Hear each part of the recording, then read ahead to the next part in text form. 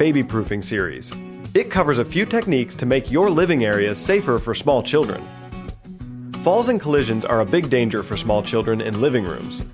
We suggest purchasing cushioned corner guards and edging for coffee and side tables. Follow the manufacturer's instructions for installation. These guards give a pillowing effect to sharp-cornered tables and even fireplace hearths. Large pieces of furniture can often be unsteady. Securing bookcases to a stud in your wall will prevent toppling. If your TV sits inside an entertainment center or on top of a table or console, be sure to secure it as well.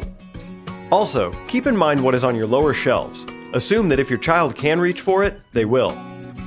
Be cautious of mini blind cords. These cords can easily become strangling hazards. Secure them above the window or replace the blinds with a cordless option. Place outlet covers on all unused outlet receptacles. Children will try to stick anything from their finger to toys inside these and could be electrocuted. Child-proofing door handles can also help keep your child away from dangerous areas or items. Finally, if you want to keep children away from stairwells or out of specific areas, invest in safety gates. Keep in mind, a lot of these hazards become hazards as children start crawling and walking. Don't wait until they are on the move before you child-proof your home.